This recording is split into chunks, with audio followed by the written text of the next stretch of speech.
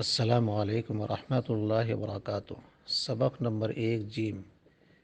علم فرائض کی اصطلاحی تعریف: علم باصول و قواعد جزیات تعرف بها کیفیت صرف الطریقۃ الی الوارث بعد معرفته، یعنی اصول اور جزیات کے ان قواعد کو جاننا جن کے ذریعے میت کے ورثاء کو متعین کر کے ان کے درمیان ترکہ تقسیم کرنے کا طریقہ معلوم کیا جا سکے۔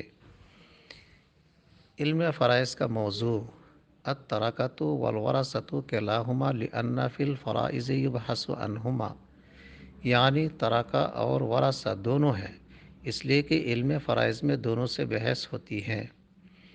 علم فرائض کی خصوصی غرض اعطاء کل ذی حق حقہ لحصول النجاة عن عقاب اللہ تعالی فی الآخرہ والاحراز عن الخطأ فی تقسیم الترکۃ فی الدنیا، یعنی ہر صاحب حق کو اس کا حق دے دینا تاکہ آخرات میں مواخذہ خداوندی سے بچاؤ حاصل ہو جائے اور دنیا میں تقسیم ترکہ میں غلطی سے احتراز ہو جائے۔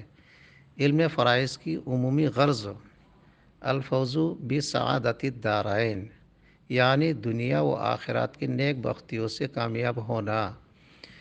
دنیا کی نیک بختی مسائل میراث معلوم کر کے ان پر عمل کرنا، اور آخرات کی نیک بختی جنت و نعیم جنت کا مستحق ہونا۔ والسلام علیکم۔